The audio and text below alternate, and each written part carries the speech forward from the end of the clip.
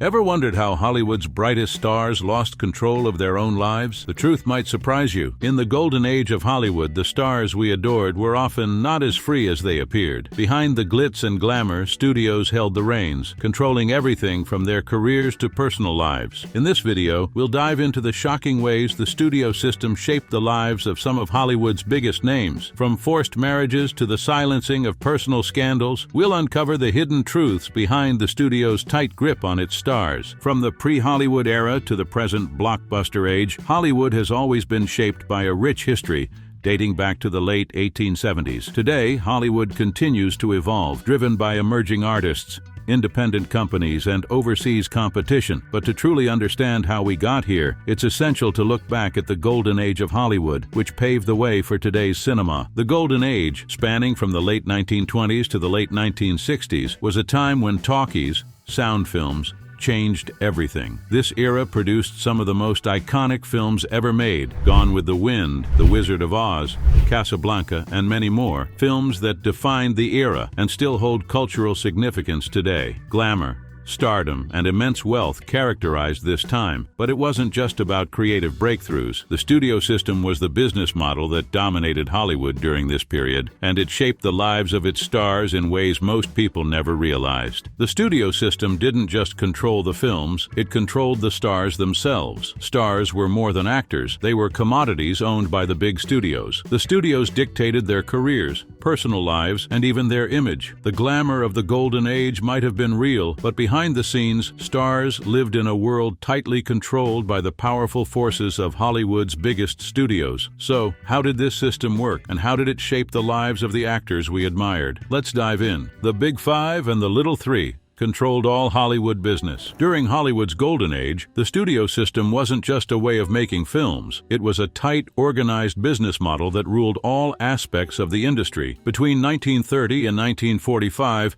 the Big Five and Little Three controlled everything from film production to distribution, shaping the future of Hollywood as we know it. The Big Five included the most powerful studios at the time: Metro-Goldwyn-Mayer, MGM, Warner Brothers, Paramount, Fox, which became 20th Century Fox in 1935, and RKO. Alongside them were the Little Three: Universal, Columbia, and United Artists. Smaller players in comparison, but still crucial to Hollywood's landscape. According to Leonard DeGraff's book Edison and the Rise of Innovation, these studios emerged after filmmakers had to fight against Thomas Edison's Motion Picture Patents Company, MPPC. It wasn't until the 1910s when wealthy producers like Louis B. Mayer, MGM, Jack Warner, Warner Bros., Adolph Zukor, Paramount, and Darryl Zanuck, Fox, moved to California that the modern Hollywood system truly began to take shape. At the time, independent films and studios were virtually non-existent, in stark contrast to today,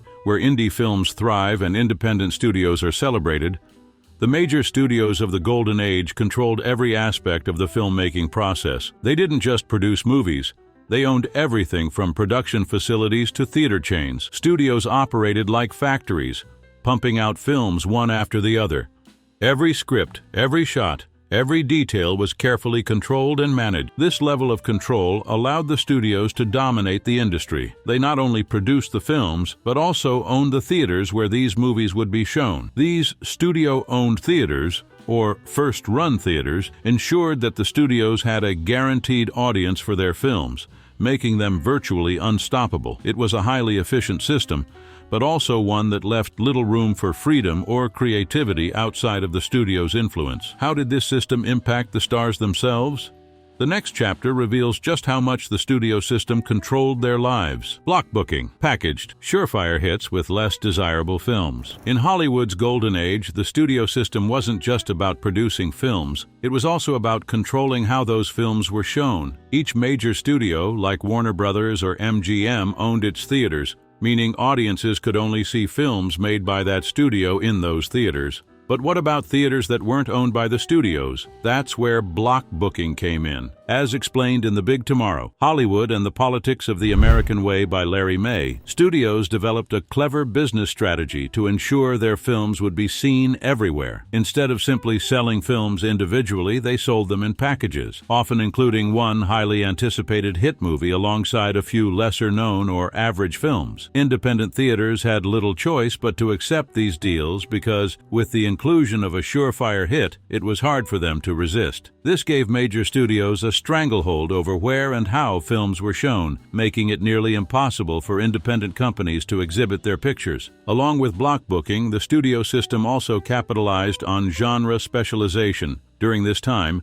the Hays Code, a set of rules that banned profanity, nudity, and graphic violence, dictated much of the creative content in films.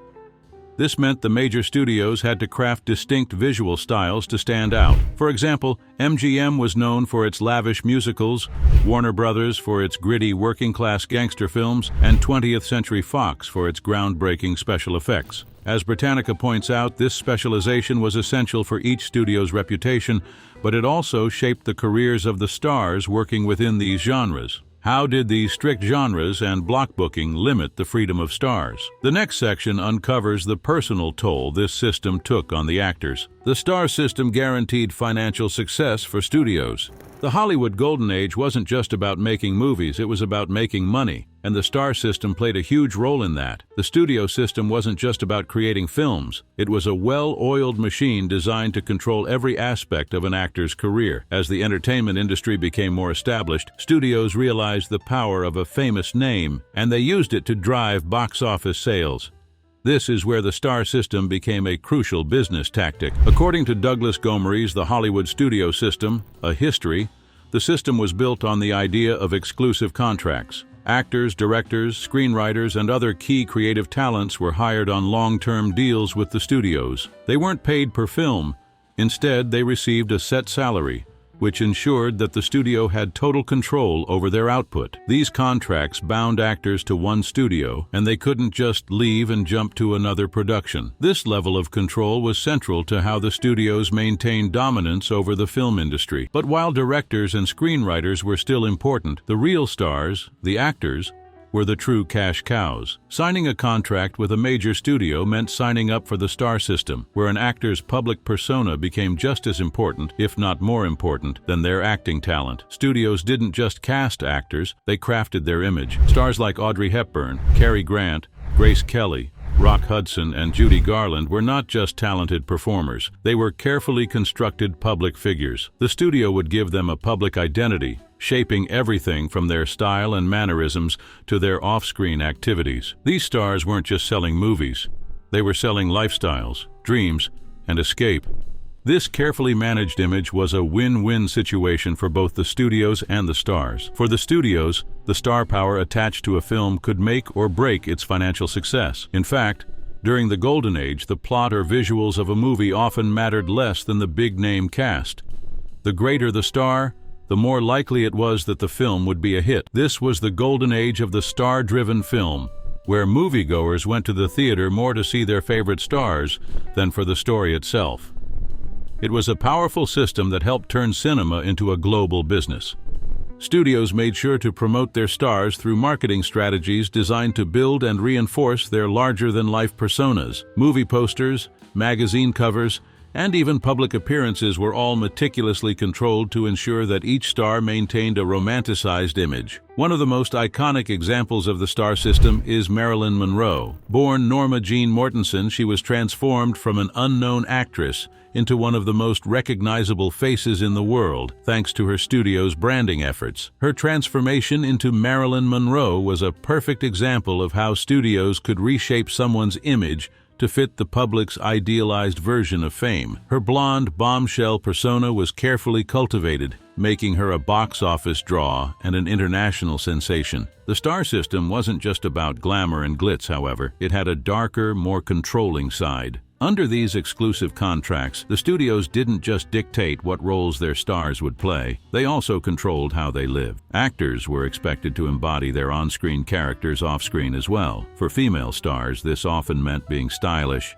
elegant, and graceful at all times. For male stars, the ideal was dignity, masculinity, and strength. It wasn't enough to be a talented actor. You had to be a perfect fit for the image that the studio had created for you. The Hollywood studio system highlights just how far these studios would go to maintain these images. They didn't just dictate roles, they fabricated entire personalities for their stars. Studios would invent fake backstories, create romantic scandals, or even stage false relationships between stars, all designed to spark public interest and increase film sales. For example, the press would often spin stories about off-screen romances or public feuds between stars, which would fuel gossip and attract more fans. The paparazzi were key players in this media circus, constantly following stars and feeding the frenzy. These manufactured stories became free advertising for the studios, generating buzz around their films and making audiences even more eager to see them. Fans were fully invested in this carefully crafted illusion. They didn't just admire the stars, they idolized them. Moviegoers wanted to believe in the glamour and drama that surrounded their favorite stars. They saw them as more than just actors. They were aspirational figures, living lives of beauty, elegance, and excitement. Fans didn't want to see their stars as ordinary people. They wanted to see them as perfectly curated figures who existed to entertain and inspire. However, the star system wasn't all sunshine and glamour for the stars themselves. Beneath the glitz, many actors faced intense personal pressure to live up to the expectations the studio set for them. The constant scrutiny and loss of personal freedom took a toll on many of the stars, leaving them feeling trapped and overwhelmed. Many struggled with their mental health, faced substance abuse problems, or experienced personal breakdowns, all while trying to maintain the perfect public image that the studios demanded. The star system may have been a major contributor to Hollywood's financial success, but it was also a reminder of the darker side of fame. These stars may have been adored by millions, but behind their shining personas were real people facing real challenges. As we continue to explore Hollywood's golden age, we'll dive into how these stars navigated the pressures of fame and the long-term effects of the studio system on their personal lives. What broke the Hollywood studio system? Like all once powerful things, the Hollywood studio system eventually had to come to an end. Its decline began in the late 1940s and into the 1950s, largely driven by both legal challenges and changing times in the entertainment industry. The studio system, which had long been a dominant force in Hollywood, began to lose its power due to several significant legal battles, especially the United States versus Paramount Pictures Inc. case in 1948. This landmark lawsuit declared the studio system illegal as it violated antitrust laws. The major studios, particularly the Big Five, MGM, Warner Brothers, Paramount, Fox, and RKO, had essentially created an unfair monopoly, controlling every aspect of film production, distribution, and exhibition. The government's decision in this case marked the beginning of the end for this era of Hollywood dominance. The ruling forced the studios to make major changes to their business practices, including giving up ownership of their movie theaters. This was a massive blow to their financial control, as the studios had previously owned the theaters where their films were shown, ensuring that they had a guaranteed revenue stream. Along with this, the court ruling also put an end to the star system, which had been the cornerstone of Hollywood's marketing strategies. The exclusive contracts binding actors to one studio were struck down, and actors were no longer tied to one studio for their entire careers. Instead, they could now be paid per film, just like how it works in Hollywood today, allowing them much more freedom and control over their careers. The system that once ensured a steady supply of A-list stars for studio films was now unraveling. But the legal changes weren't the only reasons for the decline. By the 1950s, television was becoming a powerful competitor to cinema, and movie theaters began to see a sharp decline in ticket sales. The cost of making films continued to rise, and the studios couldn't keep up with the competition from the small screen. At the same time, the blacklisting of suspected communists in Hollywood was having a chilling effect on creative talent. Screenwriters and other industry professionals found themselves blacklisted,